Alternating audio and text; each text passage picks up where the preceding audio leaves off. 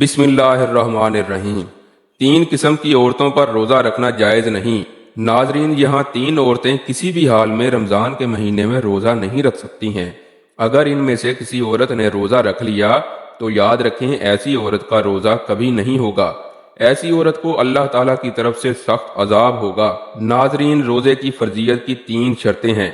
اسلام میں داخل ہونا، بالغ، ہوش و حواس اور عاقل ہونا، یعنی کہ روزے ایسے تمام مسلمان مرد اور عورت پر فارض ہیں جو عاقل ہو اور بالغ ہو، اور جو اپنے ہوش و حواس میں ہو، یعنی کہ جو پاگل اور دیوانہ نہ ہو۔ ایسے تمام مسلمان عورت اور مرد پر رمضان کے روزے فرض ہیں۔ اب اس کے علاوہ روزے کی فرضیت ادا کرنے کی 2 شرطیں ہیں۔ پہلی، صحت مند اور تندرست ہونا، اور دوسری، محکم، یعنی کہ بیمار آدمی اپنی بیماری کی حالت میں اور مسافر اپنے سفر کی حالت میں روزہ چھوڑ سکتا ہے، یعنی کہ ان لوگوں کو رمضان کے مہینے میں روزہ چھوڑنے کی اجازت ہے۔ مگر یاد رکھیں اگر ایسے شخص رمضان کے مہینے میں روزہ رکھنا چاہیں تو وہ رکھ سکتے ہیں، ان کا روزہ قبول ہو جائے گا، لیکن اگر نہ رکھیں تو ان کو کوئی گناہ بھی نہیں ہوگا۔ یہاں بعد میں ان روزوں کی قضا کر سکتے ہیں، لیکن یہ 3 عورتیں ایسی ہیں جن کا رمضان کے مہینے میں روزہ رکھنا حرام ہے، یعنی کہ ان 3 عورتوں کا روزہ رکھنا جائز نہیں ہے۔ اگر ان عورتوں نے رمضان کے مہینے میں روزہ رکھ لیا تو ان کا روزہ تو کسی بھی حال میں نہیں ہوگا، بلکہ ان کو اللہ کی طرف سے سخت عذاب بھی ملے گا۔ نمبر 1، سب سے پہلی عورت وہ ہے جو حیض کی حالت میں ہو۔ ایسی عورت کا رمضان کے مہینے میں روزہ رکھنا حرام ہے، مگر ایسی عورتیں بعد میں قضا کریں، وہ رمضان کے مہینے میں بھول کر بھی روزہ نہ رکھے۔ اگر کوئی عورت حیض کی حالت میں روزہ رکھ لیتی ہے تو اس کا روزہ قبول نہیں ہوگا۔ حدیث شریف میں ہے کہ حالت حیض میں عورت روزہ نہیں رکھے گی، اور حیض کی مدت ختم ہو جانے کے بعد اس پر ان دنوں کے روزوں کی قضا واجب ہے، جیسا کہ حضرت عائشہ صدیقہ رضی اللہ تعالی عنہا فرماتی ہیں کہ حضور نبی اکرم صلی اللہ علیہ وسلم ہمیں حالت حیض سے پاک ہونے پر روزوں کا حکم فرماتے تھے۔ ترمذی شریف۔ اس کے علاوہ روزے کی حالت میں اگر مغرب سے پہلے کسی بھی وقت عورت کو حیض آ جائے تو اس کی وجہ سے روزہ فاسد ہو جائے گا، اور پاک ہونے کے بعد اس روزے کی قضا رکھنا لازم ہوگا۔ جو عورت حیض و نفاس کی حالت میں ہو اسے کھانا پینا چاہیے، یعنی روزہ داروں کی مشابہت کی وجہ سے تنہائی میں بھی بھوکی پیاسی نہ رہے۔ البتہ اس کے برعکس اگر حائضہ عورت دن کا کچھ حصہ گزرنے کے بعد پاک ہو گئی تو اب دن کے بقیہ حصے میں کھانے پینے سے رکا رہنا چاہیے۔ نمبر 2، ناظرین، دوسری عورت وہ ہے جو نفاس کی حالت میں ہو۔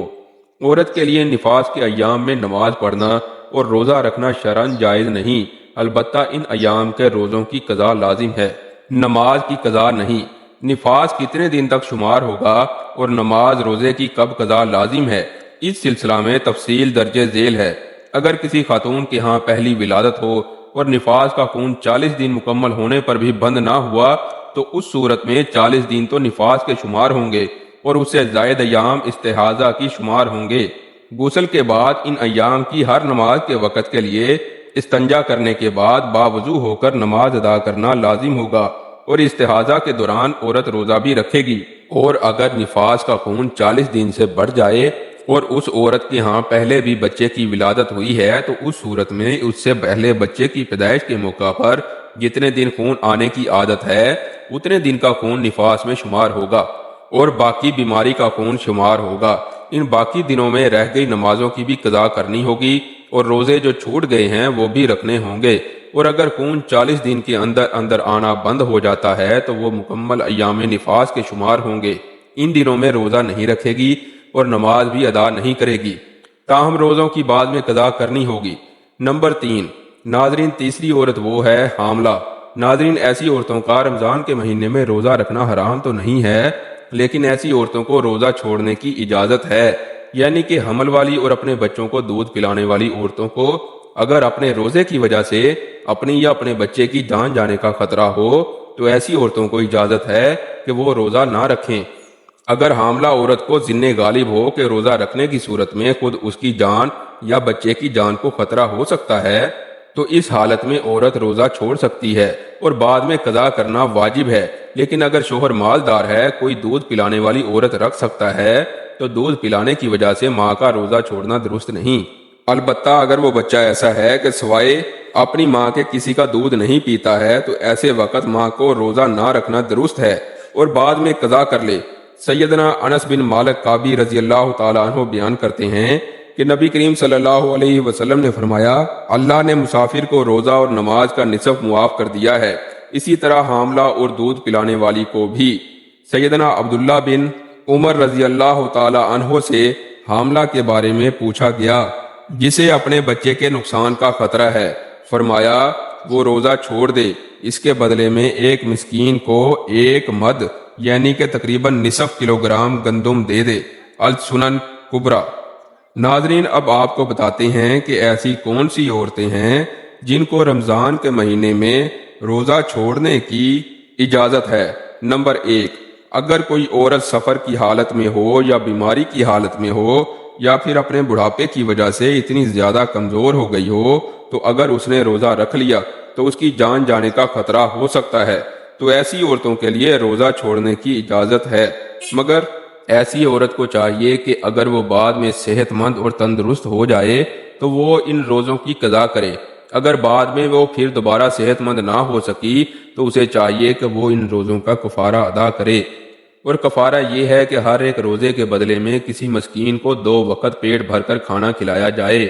نمبر 2، اگر کسی عورت کو روزے کی حالت میں سانپ نے ڈس لیا ہو، اس کی جان جانے کا خطرہ بن گیا ہو، تو ایسی عورتوں کو بھی حکم ہے کہ وہ اپنے اس روزے کو توڑ سکتی ہے، اس کو کوئی گناہ نہیں ہوگا، لیکن بعد میں جب وہ صحیح ہو جائے تو اس روزے کی قضا کرے۔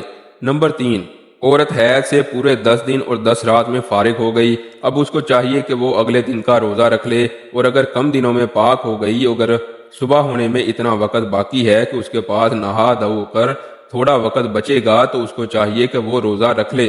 دین اسلام نے دنیا کے ہر خطے میں رہنے والے عاقل، بالغ اور مسلمان مرد و عورت پر ماہ رمضان کے روزے فرض کیے ہیں۔ قرآن حکیم میں ارشاد ہوتا ہے، رمضان کا مہینہ وہ ہے جس میں قرآن اتارا گیا ہے، جو لوگوں کے لیے ہدایت ہے اور جس میں رہنمائی کرنے والی اور حق و باطل میں امتیاز کرنے والی واضح نشانیاں ہیں۔ پس تم میں سے جو کوئی اس مہینے کو پالے تو وہ اس کے روزے ضرور رکھے۔ سورۃ البقرہ۔ ناظرین، فرض کی عدم ادائیگی قابل تعذیر ہے، لیکن اسلام چونکہ بطور دین سہل العمل ہے، اس لیے اس میں جبر نہیں۔